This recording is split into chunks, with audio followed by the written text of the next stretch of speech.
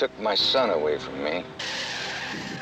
They needed him, so they just took him. What the hell have you done to that boy? Oh, he's being treated like a prince. He is. He's royalty. Unique. Chinese don't have one. Soviets don't have one. In all the world, there's no one quite like Robin Sands. Gillian? Where's Robin now, Gillian? What's the matter, Robin? You know what's the matter. Stop, Gillian! That girl's taking my place after you poisoned me! Oh!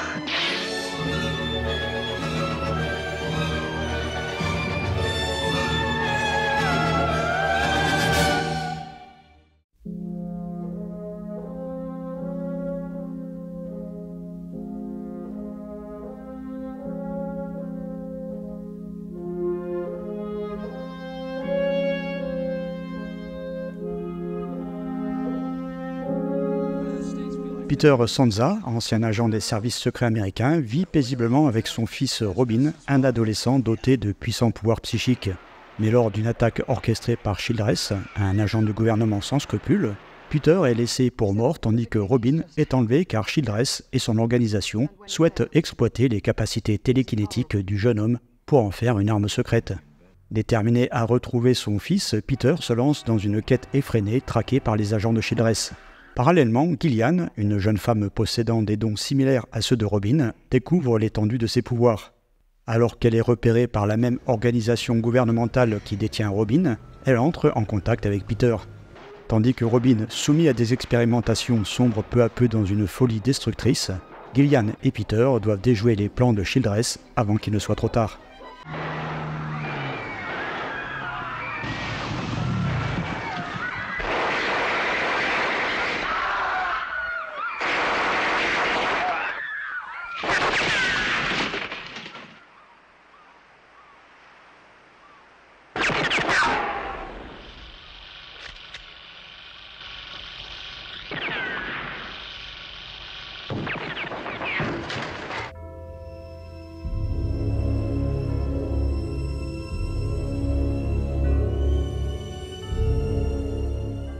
Brian De Palma venait de connaître le succès avec Carrie quand il accepte de réaliser Fury, même s'il avait un autre projet en tête, j'en parle dans la partie production et tournage.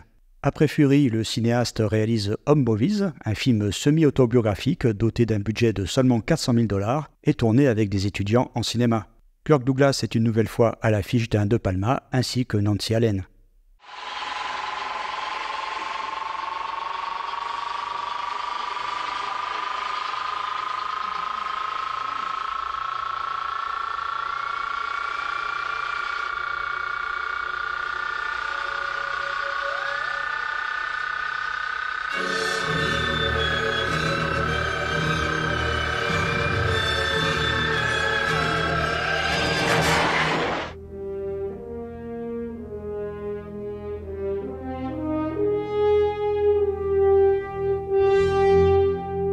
Issur Danielovitch Demski naît le 9 décembre 1916 dans une famille d'immigrants juifs russes pauvres, installés à Amsterdam dans l'État de New York.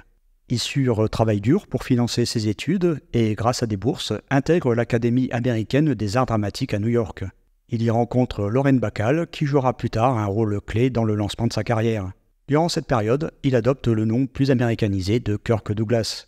Grâce à Lauren Bacall, qui le recommande à des producteurs, Kirk Douglas obtient son premier rôle au cinéma en 1946 dans L'emprise du crime de Lewis Milestone.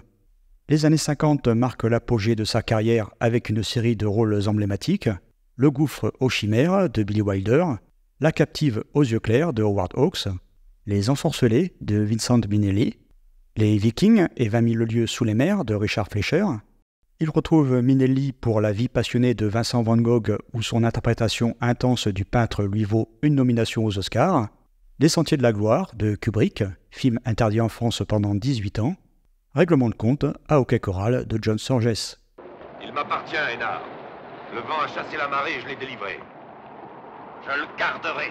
Anglais! Si ton père a une parole, cet esclave m'appartient. D'où te vient un tel intérêt pour cet esclave, my lord?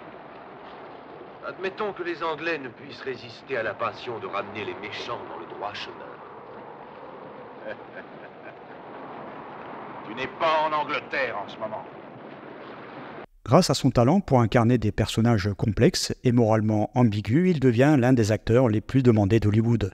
En 60, il produit et joue dans son film le plus célèbre, Spartacus, toujours sous la direction de Stanley Kubrick. Douglas brise la liste noire d'Hollywood en embauchant le scénariste Dalton Trumbo, mis à l'écart pour ses liens avec le Parti communiste. Après Spartacus, Douglas continue d'explorer des rôles ambitieux. Seuls sont les Indomptés de David Miller, qui sera une source d'inspiration pour le premier Rambo. 7 jours en mai de John Frankenheimer, un thriller politique haletant. L'arrangement d'Elia Kazan. Je sais où tu te caches. Sors maintenant de ta cachette. Tu vas mettre les bras en l'air. John W.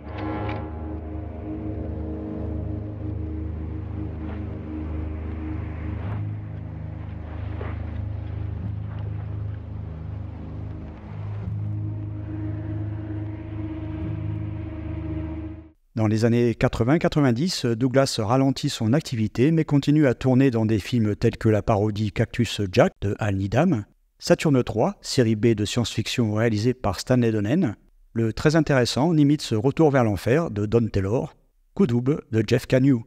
Douglas consacre la fin de sa vie à l'écriture, à des actions philanthropiques et à sa famille, notamment son fils Michael Douglas, devenu lui aussi un acteur populaire. Très impliqué dans des œuvres caritatives, il est l'un des derniers géants de l'âge d'or d'Hollywood à avoir survécu au XXIe siècle, atteignant l'âge vénérable de 103 ans, avant de s'éteindre le 5 février 2020. You know who he is? I told you we should have moved to Melrose Park. Harry, this wouldn't be happening if we lived in Melrose Park. You, want clothes? Old clothes, anything you've got. Well, you can see I need clothes. I can't go anywhere like this. Just the clothes? Yes. Oh, I had to leave the hotel in a hurry, so would you spare a couple of dollars?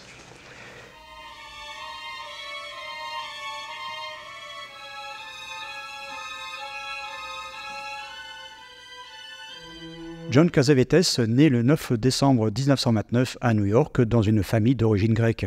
Dans les années 50, il commence à enchaîner les petits rôles à la télévision et au cinéma, cherchant à se faire une place dans une industrie encore très formatée par les grands studios. À la fin des années 50, il décroche le rôle principal de la série Johnny Staccato, dont il réalisera également quelques épisodes.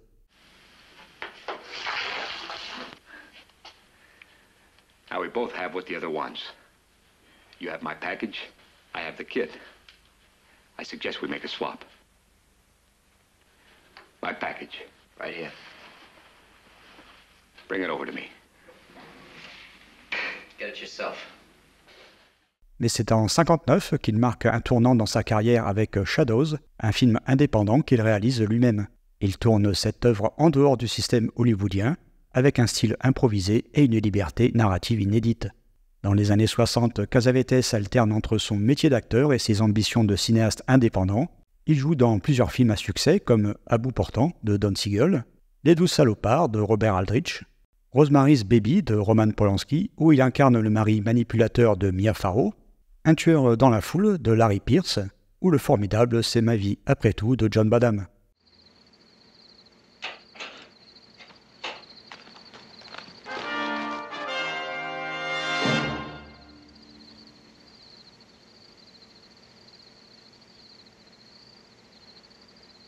Tu veux nous renvoyer à la potence? Quoi qu'on fasse, on n'y coupe pas. T'as cru aux promesses de cette crapule de Reisman? Tu vas laisser ce vieux roublard se payer ta poire? Tu marches avec les gradés maintenant? En parallèle, il continue de réaliser ses propres films, la plupart autofinancés, refusant les contraintes des studios. Parmi ses œuvres marquantes, Husbands, avec ses deux amis Ben Gazzara et Peter Falk, Une femme sous influence, qui met en scène sa femme Gina Rowlands, tout comme Gloria, qui vaut à l'actrice un Golden Globe et une nomination aux Oscars.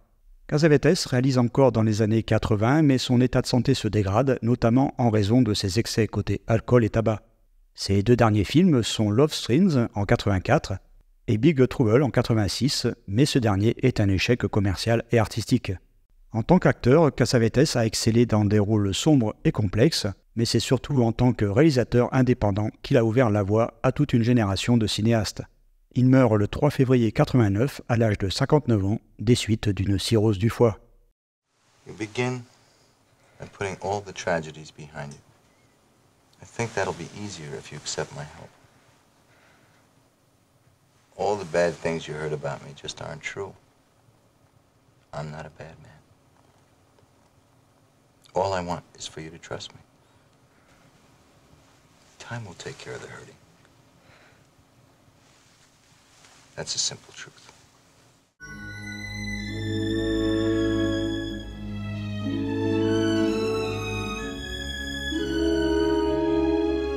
Amy Irving est née le 10 septembre 1953 en Californie. Issue d'une famille de comédiens et de metteurs en scène, elle s'est illustrée à la fois au cinéma, au théâtre et à la télévision.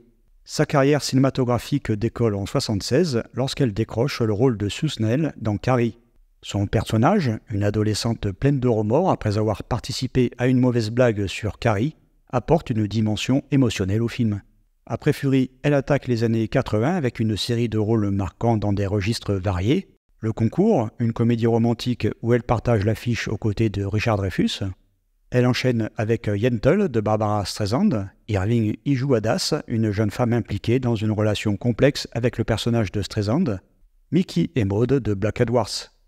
Si sa carrière cinématographique ralentit après les années 90, Irving continue d'apparaître dans des productions notables, Trafic de Steven Soderbergh ou Harry dans tous ses états de Woody Allen. En 1999, elle reprend son personnage de Carrie dans la suite du film sorti en 1976. Parallèlement, elle retourne régulièrement au théâtre, jouant dans des pièces acclamées à Broadway. Amy Irving a été mariée à Steven Spielberg de 1985 à 1989. Godmother, what about when you started bleeding? Remember a couple of weeks ago? I mean, you said yourself the cut was healed and it opened right up. I mean, don't. Why not? Because it could happen to you. Gillian, I've had a long flight and I'm very tired. And I want you to stop carrying on like this. Don't be mad at me. Sweetheart, I'm not.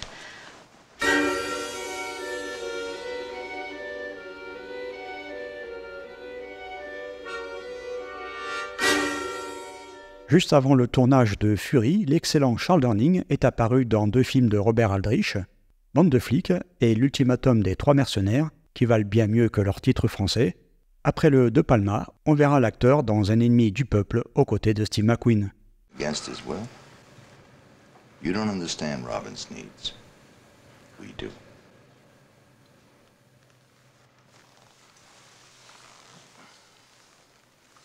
Are you testing the girl today?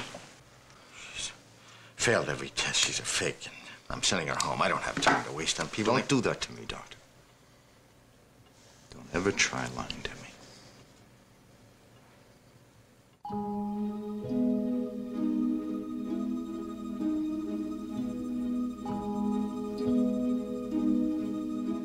Carrie Snodgrass est née le 27 octobre 1945 dans l'Illinois.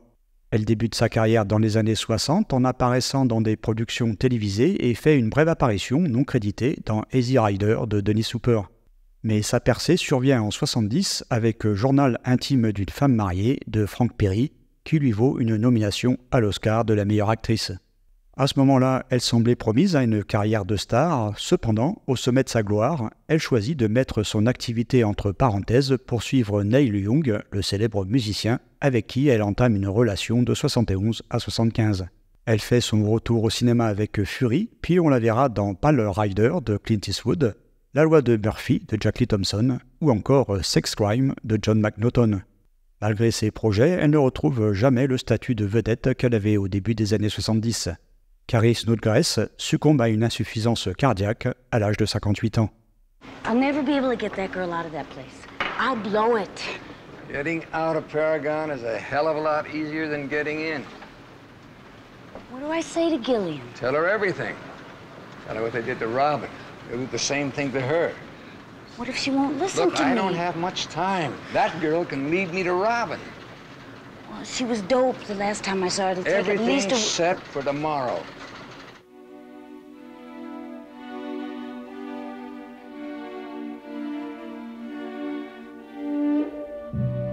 Fiona Lewis est née le 28 septembre 1946 en Angleterre. Sa beauté et son charisme l'amènent rapidement au cinéma, où elle se spécialise dans des rôles de victimes dans des films à suspense ou d'horreur. Parmi ses premières apparitions notables, on compte Le bal des vampires de Roman Polanski, où elle incarne Magda, une servante séduite par un vampire. Dans les années 70, elle enchaîne les rôles dans des films de genre, Le retour de l'abominable Dr. Phipps de Robert West, Lidstomania de Ken Russell, L'enfer des Mandingos de Steve Carver. Son rôle le plus connu auprès du grand public arrive en 87 avec L'aventure intérieure de Joe Dante, où elle interprète le docteur Margaret Conker. Après ce film, Fiona Lewis réduit ses apparitions à l'écran, préférant se tourner vers l'écriture. Except that physically he's just adequate. And when he fails, he's intolerable. How is he performing in bed? Robin wants to please me. That's the main thing, isn't it?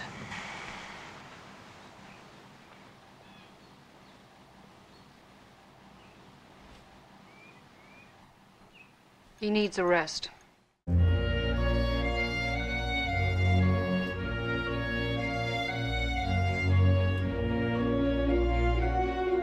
Né le 10 juin 1955 dans le Tennessee, Andrew Stevens est le fils de l'actrice Stella Stevens, une figure reconnue à Hollywood dans les années 60 et 70, vue notamment dans L'aventure du Poséidon. Stevens fait ses débuts d'acteur dans les années 70 après des études brillantes à l'université où il est repéré par un agent. Fury est son premier grand rôle au cinéma et Stevens deviendra un visage familier des films d'action et des thrillers dans les années 80. Il apparaît dans Chasse à l'homme avec Charles Bronson, qu'il retrouvera dans Le Justicier de minuit de Jack Lee Thompson.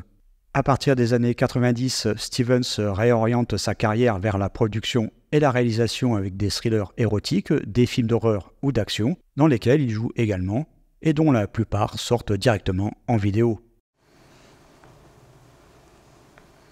Robin, I'm sorry. Try to understand the strain I'm under. I'm very worried about you. Don't be sorry. I didn't mean to act like that in there. It's me.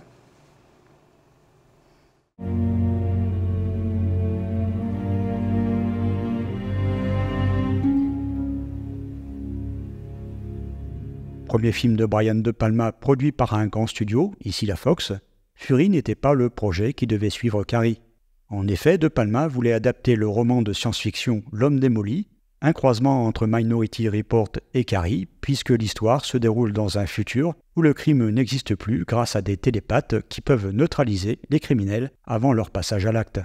Dans cet entretien réalisé pour la promo de Fury, Jaap Lans, ancien président de la Paramount devenu producteur indépendant, parle de L'homme démoli comme étant toujours dans ses projets, mais il sera finalement abandonné faute de financement.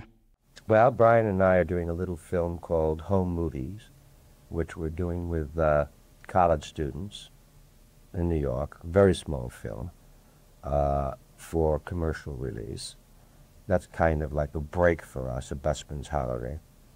And then we have another film scheduled to do together called The Demolished Man, which is a detective story set in the 21st century. C'est Frank Jablantz qui a acquis les droits du roman de John Farris, publié en 1976, et a demandé à l'auteur d'écrire lui-même le scénario. Jablantz a ensuite contacté Brian De Palma pour la réalisation.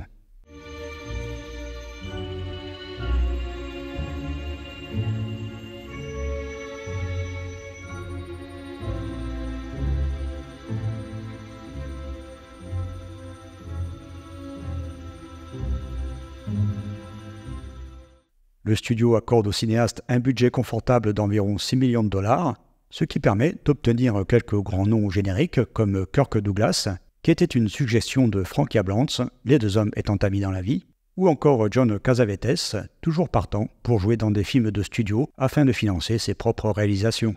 Contrairement à De Palma, l'acteur avait lu le roman de John Farris et n'aimait pas la façon dont l'auteur avait décrit le personnage qu'il devait interpréter. Aux yeux de Cassavetes, il passait surtout pour un bouffon et n'avait rien d'inquiétant. Mais tous ces points ont été améliorés lors de l'écriture du scénario. Quant à Amy Irving, elle avait déjà joué dans Carrie. De Palma l'a donc choisie sans avoir pensé à une autre comédienne. What sort of research and training did you have to go through to get into this part?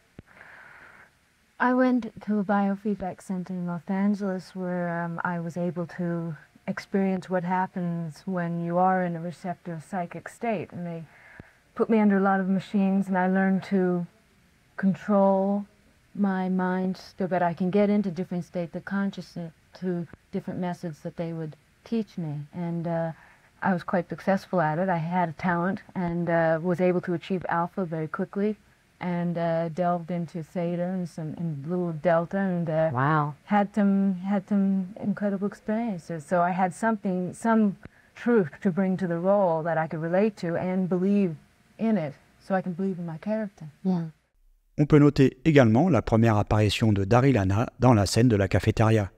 Bien que le film ait coûté $6 millions, les acteurs Kirk Douglas et Carrie Snodgrass ont accepté de faire le film pour une somme modique. Jaap Lantz dira que les salaires cumulés de tous les acteurs s'élevaient à $50 000 de moins que le cachet d'un film de Paul Newman. Les prises de vue ont débuté le 28 juillet 1977 en Israël pour la scène d'ouverture et à Chicago pour toutes les séquences situées en extérieur. Dans le scénario original, la séquence d'ouverture située en Israël était un flashback qui arrivait plus tard dans l'histoire. Après le générique, le film présentait le personnage d'Amy Irving marchant avec son ami sur le bord de mer, qui est finalement devenu la seconde scène dans le montage définitif. Comme dans la plupart de ses films, De Palma a utilisé une lentille à double focale dans un certain nombre de plans. Dans un entretien qu'il a donné à l'occasion de la sortie du Blu-ray, le chef opérateur revient sur cette technique. But they're like a bifocal. People wearing glasses know what they are. Something you take, it's a piece of glass that's magnified, and you put it in front of the lens, but only so far, covering the foreground figure, whereby the focus is on the background figure. If you took the glass off, the foreground figure would be totally, could be a blur. But when we put the glass back on, which is put in there with a special lens box, we used a lot of them in the picture, throughout the picture. But you would never know it because you don't see them. Well, you don't see their additive being, see that they were added, they were done correctly. You have to light for that also, to show that where there's a blend, where you blend the split diopter in front of the lens, in the background, you have to kind of put a shadow or things like that. It's done very carefully and skillfully, actually. C'est Dick Smith qui devait initialement prendre en charge les effets spéciaux de maquillage, mais il était pris sur un autre tournage. Il a néanmoins conçu tous les croquis et recommandé le maquilleur William Tuttle pour le remplacer. Tuttle avait déjà une solide expérience dans ce domaine puisque son nom apparaîtra au générique de Planète Interdite, mais aussi de L'Âge de Cristal et de Frankenstein Jr. On lui doit entre autres l'effet des veines qui gonflent sur le front d'Andrew Stevens, ou la scène dans laquelle une jeune fille se met à saigner abondamment du nez. Pour cet effet, un faux nez a été appliqué sur la comédienne et le sang passait par 2 petits tuyaux insérés dans les branches des lunettes. Rick Baker, qui s'occupera peu de temps après de l'incroyable transformation du loup-garou de Londres, est à la manœuvre sur 2 scènes chocs du film. Tout d'abord celle où le personnage interprété par Fiona Lewis tourne sur elle-même.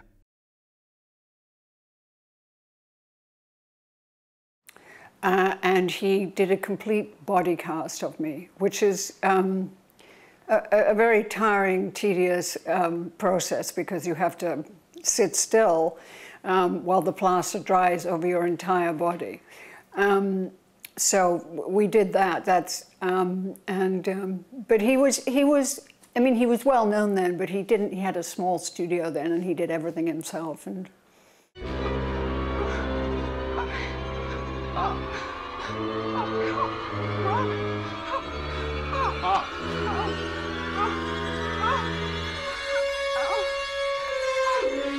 one is she's on wires.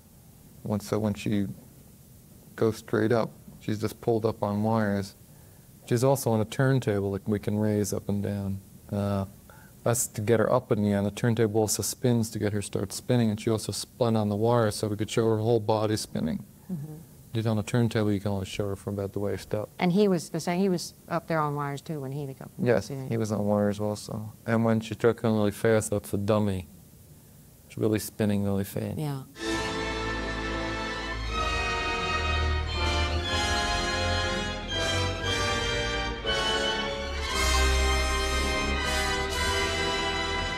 Enfin, pour la scène finale, Rick Baker a conçu là aussi un moulage du corps de John Cassavetes, puis un mannequin a été construit à partir de ce moulage.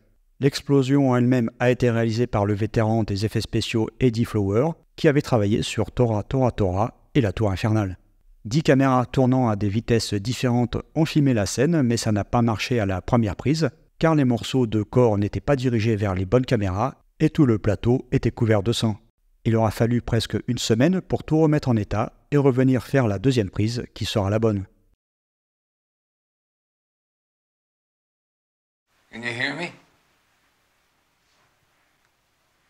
Robin? Please answer me.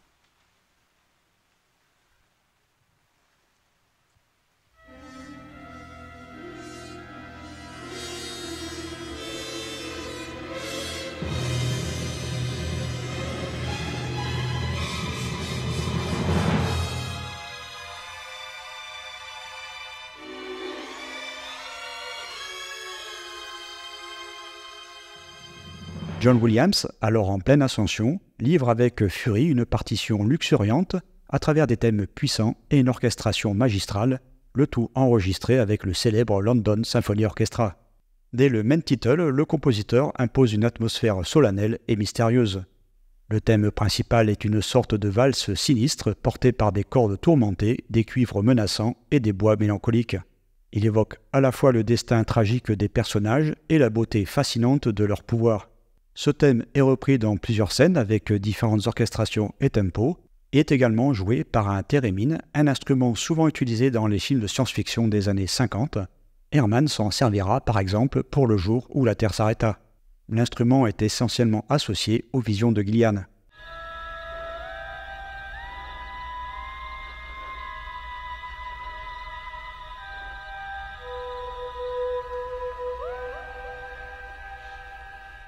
Une édition 2 CD a vu le jour en 2013 grâce au label La La Land. Il s'agit d'une intégrale comprenant toute la musique ainsi que le réenregistrement effectué par Williams en 1978 qui contient une élégie écrite spécialement par le compositeur et non présente dans le film.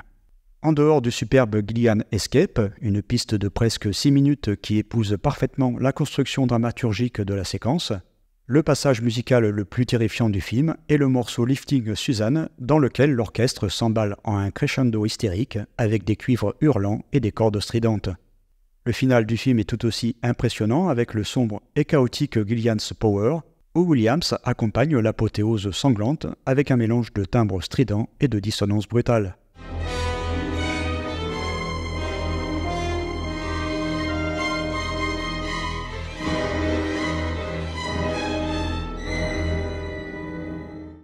Bien que souvent éclipsé par ses œuvres plus célèbres, Fury est une partition d'une richesse exceptionnelle qui mérite d'être redécouverte pour son audace, sa puissance émotionnelle et son ingéniosité orchestrale.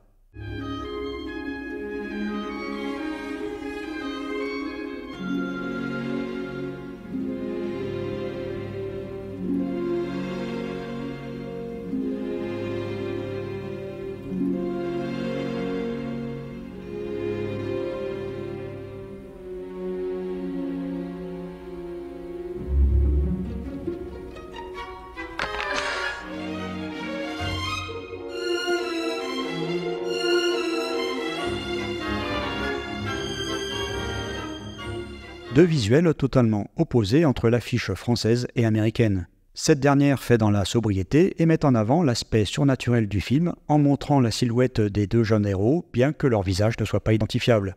Deux autres affiches utilisent le même visuel que la française, l'espagnole et la danoise. L'italienne nous montre le visage dessiné d'Amy Irving, ainsi que celui d'Andrew Stevens, qui fait penser au docteur Banner de la série Hulk, et un Kirk Douglas emprisonné entre leurs mains. Enfin, la japonaise, avec sa reprise d'images tirées du film, et la présence de quelques taches de sang pour bien montrer qu'on est dans un film de Brian De Palma. Ma préférence va pour l'affiche US que je trouve plus mystérieuse.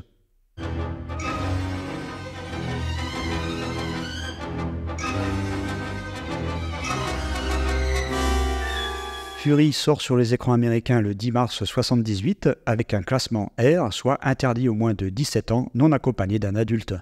Le succès est au rendez-vous avec 11 millions de dollars, mais il reste modeste et les producteurs en espéraient beaucoup plus. C'est 10 mois plus tard qu'il sera à l'affiche dans les salles françaises avec un score assez médiocre. En effet, malgré la présence de Kirk Douglas, le film rassemble seulement 511 000 télépathes. C'est beaucoup moins bien que Carrie et Pulsion, qui dépasseront tous les deux le million d'entrées.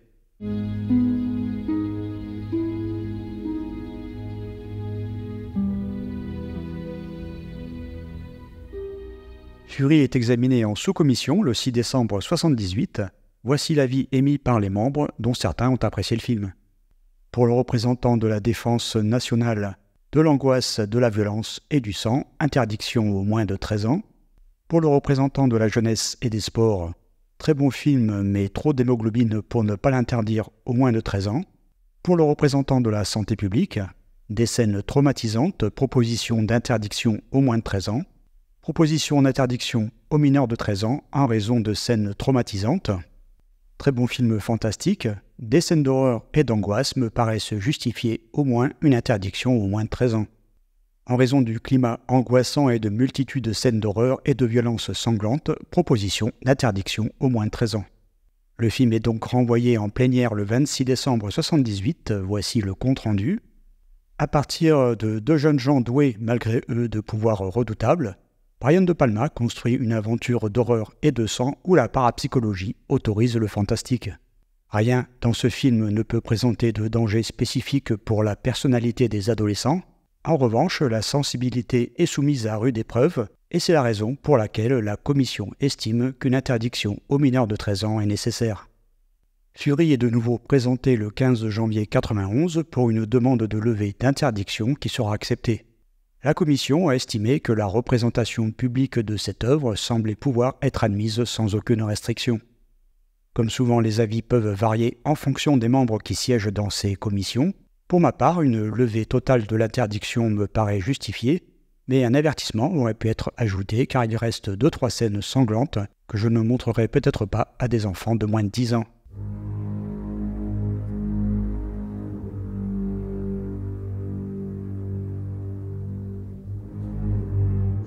Gotta give me the telephone number of that dame from the antique shop.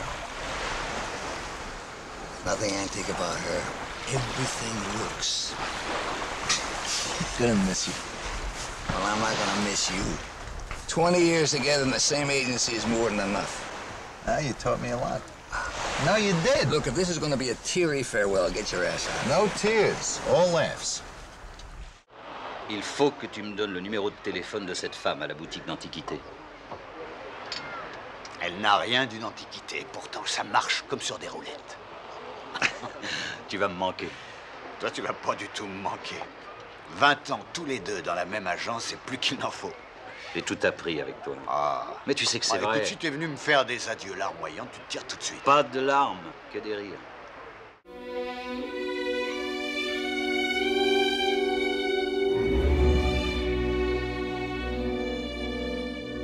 Il s'en est fallu de peu pour que je découvre Fury au cinéma lors de sa sortie en 1979. Je suis passé devant les photos d'exploitation sans savoir qui était Brian De Palma et finalement, je ne sais pas pour quelle raison, je suis allé voir un autre film. C'est donc des années plus tard que j'ai découvert Fury en louant la VHS dans un vidéoclub. Dès la scène d'ouverture, le cinéaste installe une tension immédiate. Montage nerveux, fusillade spectaculaire, découpage serré.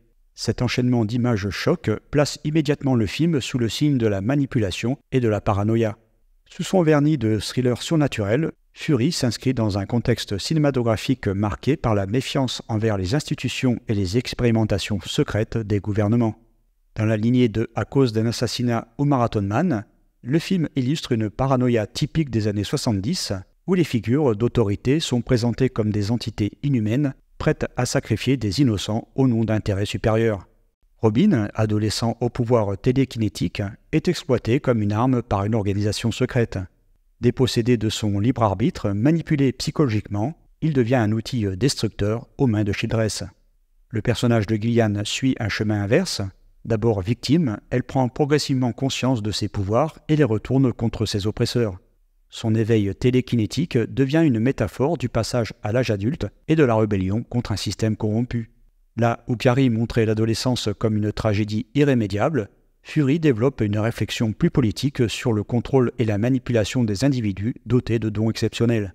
Si l'intrigue souffre parfois de longueur et de quelques incohérences, elle est sublimée par la virtuosité formelle de Brian De Palma, qui transforme un simple thriller fantastique en une œuvre hypnotique et sensorielle. Obsédé par le pouvoir du regard, le cinéaste conçoit Fury comme une œuvre de pure mise en scène où la forme dépasse souvent le fond. Il multiplie les effets de style, jouant sur les ralentis, les mouvements de caméra virtuoses, parfois déstabilisants pour le spectateur. Ses cadres sont toujours très précis, souvent inventifs. Il s'autorise même à filmer Amy Irving de dos pendant un long moment, alors qu'il s'agit de la scène d'introduction de son personnage.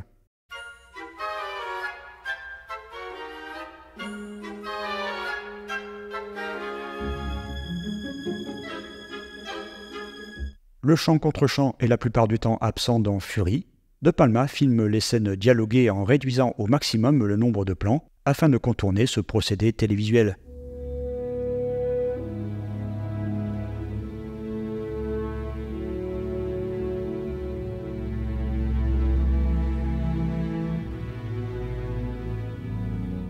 L'un des moments clés du film est la scène de l'évasion de Gillian. De Palma use de sa grammaire cinématographique habituelle, une caméra flottante qui épouse son errance, un montage alterné qui juxtapose sa panique et l'imminence de la menace. On y retrouve l'art du suspense propre au réalisateur, capable de jouer sur la dilatation du temps pour maximiser l'angoisse.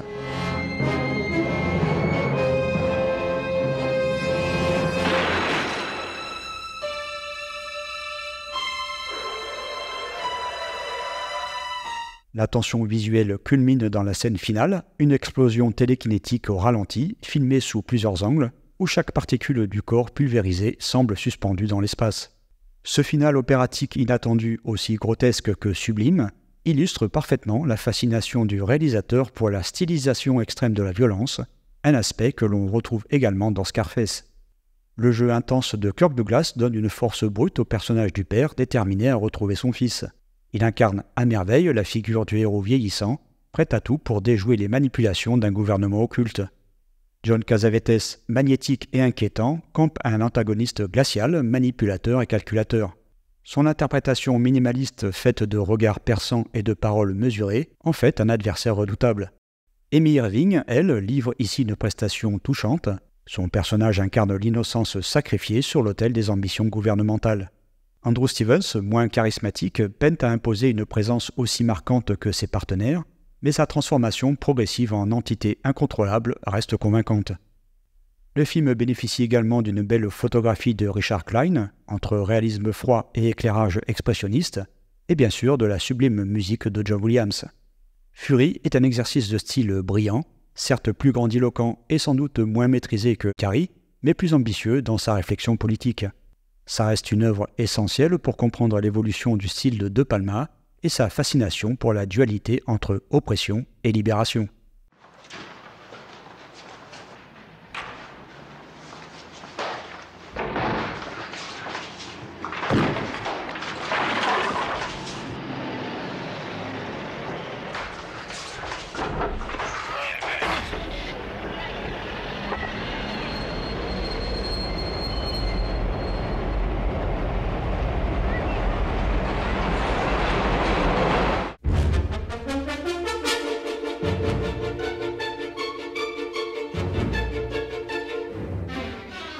C'est en 2013 que Carlotta a sorti le film dans une édition DVD et Blu-ray restaurée. Sur cette dernière, la restauration en haute définition offre une image propre débarrassée des défauts tels que les poussières ou rayures. Les scènes diurnes présentent une netteté et un niveau de détail impressionnant qui reflètent fidèlement la texture du 35 mm d'origine. Cependant, certaines séquences nocturnes affichent un grain plus prononcé et quelques flous liés aux techniques de prise de vue de l'époque. La version française est présentée en DTS HD mono. Cette piste est fonctionnelle sans offrir de particularités notables. On trouve également un certain nombre de suppléments, quelques interviews récentes ou d'époque, mais aucune image prise sur le tournage. Pas d'édition 4K prévue pour le moment. Top Guy 2, this is Top Guy 1. Do you have any coffee left? Top Guy 1, that's an affirmative. I've got about a cup of lukewarm coffee left. You want to negotiate a trade? Top Guy 2, I have one Hershey bar to trade. Top Guy 1, I read you. Is that with or without almonds? All right, asshole 1 and asshole 2. Stop cluttering up this frequency. Voilà, j'espère que vous avez apprécié cette rétrospective et on se retrouve le mois prochain pour de nouvelles aventures cinématographiques. À bientôt, bye bye.